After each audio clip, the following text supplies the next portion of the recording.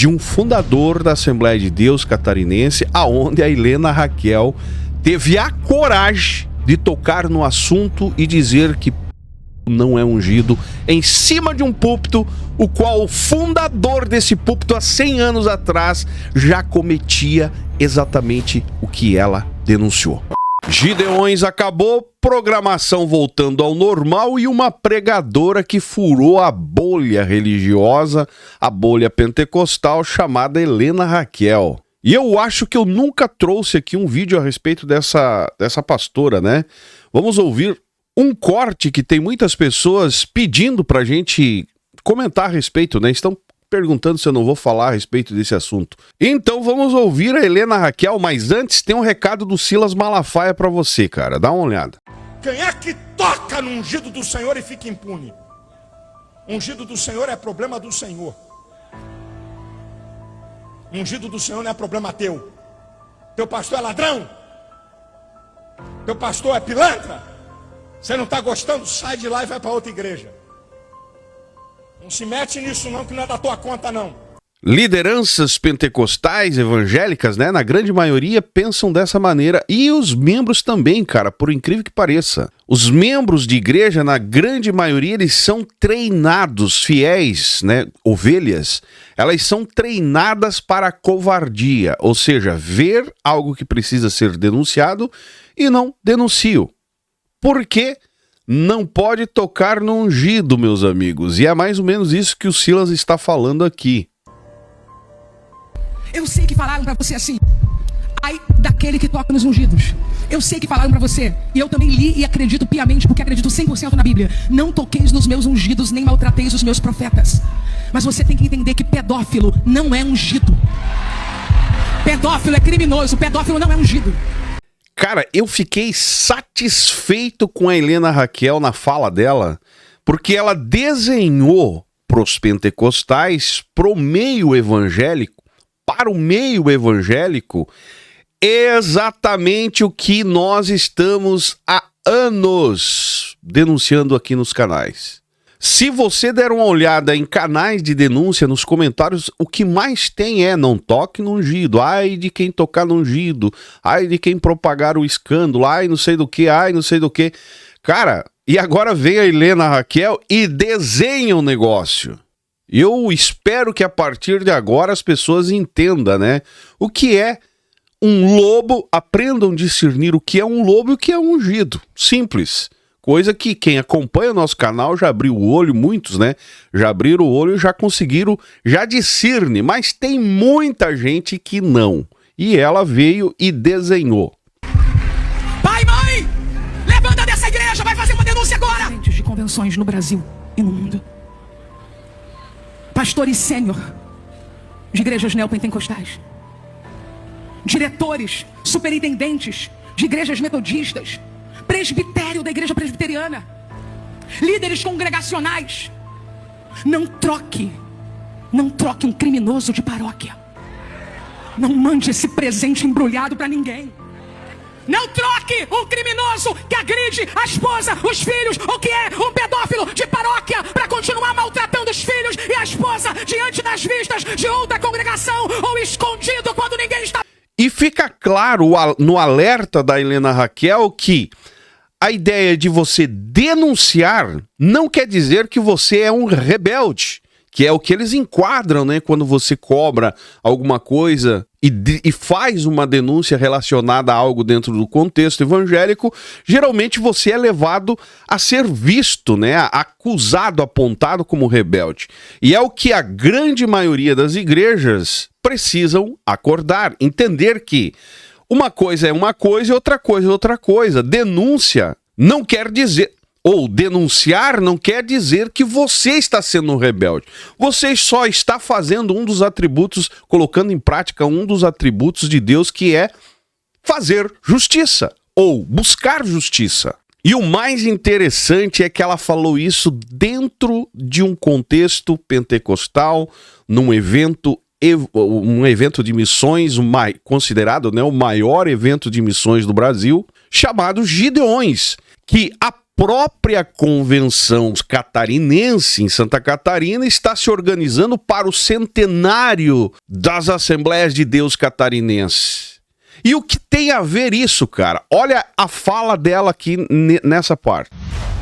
Segundo o levantamento feito pela organização Safernet e enviado ao Ministério Público Federal, 1 milhão de brasileiros participam de grupos com pornografia infantil. 1 milhão de brasileiros. Com todo respeito. Se alguém tem dúvidas, eu não tenho e já peço perdão. Desses 1 milhão, tem alguns aqui. Ou no nosso arraial, não tem ímpios infiltrados vestidos de crente. Não vamos passar essa vergonha nacional de fazer um corporativismo ridículo. Eu estou republicando quando é preso esse cara que leva nome de pastor. Eu republico quando eu vejo que foi descoberto. Sabe por quê? Porque a única maneira de nós não sermos coniventes é sair desse discurso ridículo de não, então não é pastor, não, então não é que não, deram um credencial sim, acreditaram sim, mas é um delinquente infiltrado, é um psicopata infiltrado, é um ímpio infiltrado, e daí se colocar o título que ele tem, se nós nos levantarmos para reiterar dizendo, já vai tarde pro presídio. Esse mal dentro da igreja não é de hoje. Um dos fundadores, meus amigos, da Assembleia de Deus de Santa Catarina foi preso por e toda essa sujeira foi jogada para debaixo do tapete, ao ponto de inventarem uma história de que ele foi mudado para São Paulo, sendo que ele foi para o Chilindró. E até hoje essa história é escondida do contexto assembleiano catarinense. E se você não sabe de quem eu estou falando exatamente desse cidadão aqui, meus amigos. Albert Wildemer, Wildemer, foi missionário suíço de origem metodista enviado por igrejas da Inglaterra, que desempenhou um papel fundamental na expansão das Assembleias de Deus do Brasil durante a década de 1930 a 1940. Ele atuou no estado do Amazonas, Pernambuco, Bahia, Paraná e com destaque de Santa Catarina. E o que a Helena Raquel falou, cara, foi dentro de um contexto catarinense, dentro da Assembleia de Deus de Santa Catarina. Em um dos maiores eventos catarinenses, que fala exatamente do que? Missões. Ele, missionário, um dos responsáveis por fundar a Assembleia de Deus catarinense. Agora você analise, depois de quase 100 anos, aparece alguém denunciando em cima de um púlpito aonde o fundador, que ele começou, para você ter uma ideia, em 1938, esse cidadão iniciou os cultos da Assembleia de Deus na Rua Navegantes, no bairro Estreitos, em Florianópolis. Ou seja, o fundador da Assembleia de Deus da capital catarinense. E depois de quase 100 anos, alguém teve a coragem de subir em cima de um púlpito catarinense, de um palco catarinense, dentro de um contexto assembleiano catarinense, e abrir a boca e fazer uma denúncia. Você sabe o peso disso, cara? E você pode estar se perguntando, mas você está tocando num assunto aí históricos aí, você tem provas disso? Cara, as provas estão aí, meus amigos. Inclusive tem documentos policiais, foto desse cidadão no Chilindró. Afinal, esse pastor Wildemer, Albert Wildemer, era missionário, era uma figura de autoridade dentro da Assembleia de Deus do Brasil. E aqui, inclusive, tem até o processo criminal com acusações aí graves envolvendo menores de idade. E para não bastar, com mais de 80 anos ou 90 anos, eu acho que deve estar com mais de 90 anos. A menina que esse cara, uma delas, né, que esse cara abusou, acabou escrevendo um livro e contando a sua história. Inclusive com detalhes do como esse camarada agia na época. E a maneira que a própria família dela agiu quando ela tentou falar ou fazer alguma coisa. Por quê? Porque o cara era visto como alguém sagrado, alguém santificado, que jamais faria aquilo e que era loucura da menina em estar falando alguma coisa nesse sentido. Ela se calou. E hoje, com 90 anos, você consegue ler o livro que essa mulher escreveu, denunciando o fundador das Assembleias de Deus de Santa Catarina. Ou seja, Santa Catarina, meu amigo, esse assunto que foi tocado nos Gideões através da Helena Raquel, é um assunto que a Assembleia de Deus está firmada, sentada em cima com essa sujeira de baixo. E se você der uma olhada nos documentos, os próprios documentos relatam que esse pastor, esse fundador da Assembleia de Deus, ele tinha um acesso direto à vítima, ao ponto de colocar a vítima na sua cama.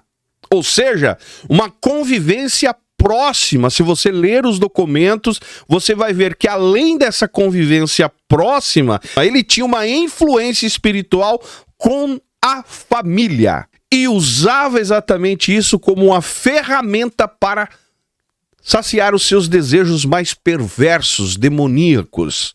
O que isso quer dizer? Quer dizer, meu amigo, que esse assunto que ela tocou dentro do estado de Santa Catarina, em cima de um púlpito catarinense, no meio de pastores, não só do Brasil que estavam presentes, mas pastores catarinenses, ela mexeu numa ferida antiga da Assembleia de Deus, que a liderança da convenção, todos esses anos, tentaram manter debaixo do tapete. Enquanto isso, uma vítima fora do Brasil foi ameaçada, não foi compreendida e teve que conviver com os seus traumas, com os prejuízos vindo da parte de um homem que foi visto como um santo fundador da Assembleia de Deus no estado de Santa Catarina. E se você olhar, cara, os materiais, tá aí, eu expondo para vocês verem, os materiais que provam o que aconteceu isso, que chega a ter cartas atribuídas a ele, com um linguajar íntimo, né? Íntimo, emocional, um linguajar manipulador, o qual fica nítido, né, que tem um certo vínculo íntimo com a vítima. Ou seja, o que eu estou dizendo aqui não é uma acusação isolada, não é um caso isolado, porque nós sabemos que existe, diante de tanta coisa que recebemos, nós sabemos que existe um contexto que já é padrão comportamental, meu amigo. E o mais perturbador é que, diante de todo esse contexto, inclusive da prisão dele, que se você ler a história mentirosa da Assembleia de Deus Catarinense, você vai ver que ele foi enviado para trabalhar na CPAD em São Paulo. Não, ele foi enviado porque estavam escondendo, que é o mais perturbador, do meu ponto de vista, é que eles constroem ao redor da história, do fato em si, e muita gente entende isso como ser transparente. Não, a igreja foi transparente, ela esclareceu a saída do pastor Webert, né, que foi para São Paulo trabalhar como escritor, como um colunista na CPAD, no jornal Mensageiro da Paz, mas, na verdade, isso é o silêncio, sendo moldado ao redor do fato em si, para calar o máximo possível do assunto que,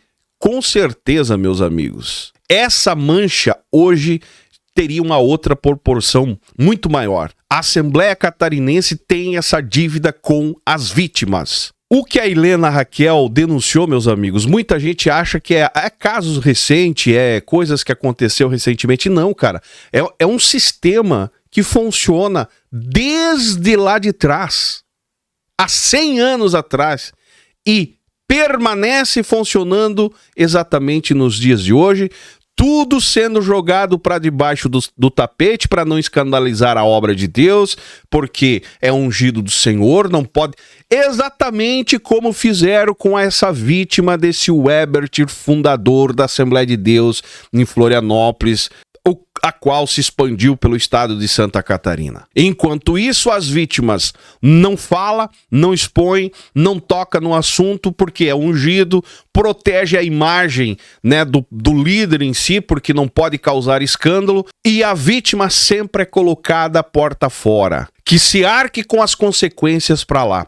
Para você entender, cara, essa mulher que escreveu esse livro, filha do pastor que é da família JP Colenda, ela conta que esse Webert, pastor, fundando a Assembleia de Deus em Santa Catarina, chamava ela para deitar na sua cama, reclamando de dor no dedo, porque ele tinha vindo de uma guerra e sofreu na guerra e tinha uma constante dor num dedo. E a menina, debaixo das cobertas, no frio catarinense, ela conta no livro que ela questionava o porquê que o dedo não tinha unha, e ele dava desculpa que o dedo não tinha unha pelo fato de que ele perdeu a unha na guerra. E ela ficou com isso na cabeça por muitos anos. Depois foi entender de acordo com tudo. Cara, tem muita história, você precisa até acompanhar o blog do Mário, que é um historiador da Assembleia de Deus. Eu vou deixar o link aqui nos comentários. Você vai lá e lê, que você vai ver coisas absurdas. Mas estamos falando, cara, de um fundador da Assembleia de Deus catarinense, aonde a Helena Raquel teve a coragem de tocar no assunto e dizer que Pedro não é ungido em cima de um púlpito, o qual o fundador desse púlpito, há 100 anos atrás, já cometia exatamente o que ela denunciou. E essa história de que não pode escandalizar a obra de Deus, não toque no ungido, isso vai afastar as pessoas da igreja, não pode falar a respeito desse assunto.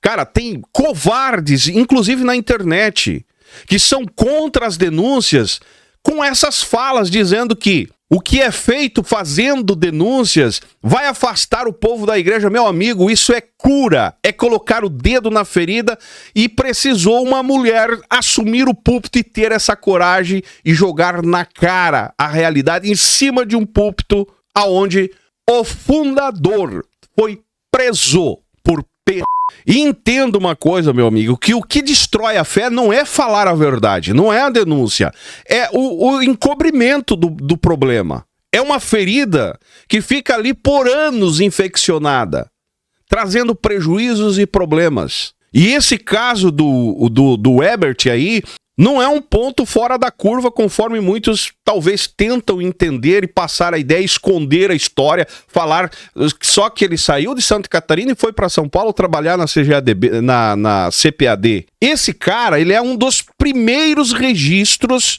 está aqui a prova, é um dos primeiros registros documentados de um padrão que se repete por décadas, às escondidas, protegido com a imunidade eclesiástica do não toqueis no ungido. E posso te afirmar que o caso do Ebert aqui é o primeiro caso fundador de um verdadeiro abusador dentro da Assembleia de Deus, que fundou a Assembleia de Deus Santa Catarina. E eu quero partir para o final do vídeo dizendo para você: quantos outros tantos existiram nessa mesma época e não foram descobertos? Quantos outros foram abafados antes de virar notícia, antes de ser expostos e está debaixo do tapete até hoje? Protegendo, né, mudando de lugar. Cara, e quando a instituição,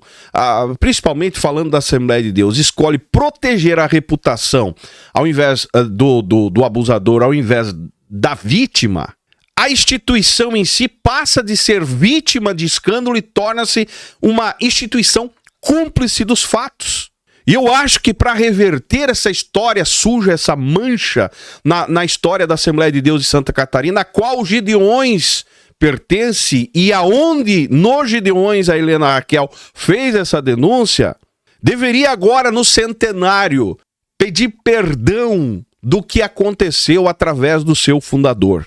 A Assembleia de Deus de Florianópolis, que foi onde ele começou, a primeira igreja fundada por ele lá, deveria ter no mínimo a casa de apoio para crianças ou famílias que passaram por esse tipo de situação. E para você que gosta de espiritualizar tudo, cara, não adianta querer espiritualizar esse tipo de coisa, não tem unção que cubra crime, pode ter certeza para você, meu amigo, não existe unção, não existe texto bíblico que venha encobrir crimes cometidos por homens que deveriam estar cuidando dos vulneráveis. Não tem versículo bíblico que apague o absurdo que esses caras cometeram.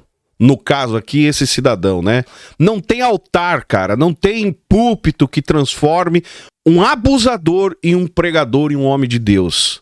E no caso desse aqui, a história prova, com documentos, com história, com o relato da própria vítima que escreveu um livro contrariando a vontade da sua família, não sendo entendida pela sua família, que também era pastores, família pastoral, que se autoprotegem, ou que se protegeram para não causar escândalo, não prejudicar o avanço, o crescimento da Assembleia de Deus. E aí eu pergunto, vale a pena crescer em cima de horrores igual a esse? Até onde valeu a pena crescer em cima de situações igual a essa? Como comemorar o centenário da Assembleia de Deus de Santa Catarina com uma história dessa que não querem tocar? E mal tocam no nome do fundador, e quando é questionado por que ele saiu do Brasil, de Santa Catarina, repentinamente, não, porque ele foi trabalhar em São Paulo. É sempre a mesma história. Não era daqui, nunca foi pastor, ou teve que sair ou teve que sair porque tem compromisso para fora, foi mudado, transferido. Nunca assumem os problemas, sempre tentam esconder e jogar debaixo do tapete. E eu vou dizer uma coisa para você, meu amigo, que acha que a Assembleia de Deus é uma igreja séria, né? Que é a instituição que nós tocamos aqui, pode até ser séria, pode até ter pessoas sérias ali. Pode até ser séria em partes, mas o fato é que se levantar o tapete, não só em Santa Catarina, mas no geral, eu garanto para você que você não terá estômago para suportar o que salta dos anais históricos da Assembleia de Deus. Estão escondidos debaixo do tapete. Encerro dizendo, esse problema que a Helena Raquel tocou aqui não começou hoje, cara. Não é assunto recente. 100 anos atrás, uma igreja estava sendo fundada enquanto o cara pregava o evangelho, fundando a Assembleia de Deus em Florianópolis, em Santa Catarina, ele paralelamente abusava de crianças. Hoje em dia, só está mais difícil esconder. Antigamente era facinho esconder. Bastava mudar. E essa lógica tenta até hoje, né? Mudar o pastor de lugar. Calam a vítima e o pastor muda e segue fazendo mais vítimas por onde passa. Porque são pessoas doentes que precisam ser expulsas do contexto. Mas não, são apaparicados e não vamos muito longe. Tem um caso recente aí de um cidadão que faz parte da própria diretoria atual da CGADB, que também tem acusações pesadas. E não só ele, tantos outros. Infelizmente, essa é a realidade da Assembleia de Deus. Espero que você abra os seus olhos e entenda que as coisas não são do jeito que você enxerga. Terno e gravata, meu amigo, engana muita gente. Nem tudo que aparenta é verdade. E parabéns a Helena Raquel pela coragem de pegar um microfone em cima de uma tribuna que eu acredito que ela não sabe dessa história, vai ficar sabendo, basta adquirir o livro, né, da vítima que escreveu esse livro, que hoje está com mais de 90 anos, filha de pastores também, de obreiros, a qual foi vítima de um fundador da Assembleia de Deus. Parabéns a Helena Raquel pela coragem de tocar nesse assunto em cima de um púlpito catarinense, aonde debaixo desse púlpito tem a história desse cidadão aí, o qual fundou a Assembleia de Deus de Santa Catarina, ou seja, o próprio púlpito fundado por ele teve alguém de coragem para denunciar. E os covardes que passaram todo esse tempo sabendo dessa história e nunca cobraram uma retratação da Assembleia de Deus, ou menos um pedido de desculpa assembleiana para as vítimas, para mim, esses homens são todos cúmplices e continuarão, se continuar em silêncio, continuarão sendo cúmplices das atrocidades feitas pelo próprio fundador da Assembleia de Deus. Eu encerro por aqui esse vídeo, deixe seu comentário aí embaixo que é importante, me segue nas demais redes sociais. E esse é o canal Fala Zay, estamos juntos por um Brasil e um mundo melhor.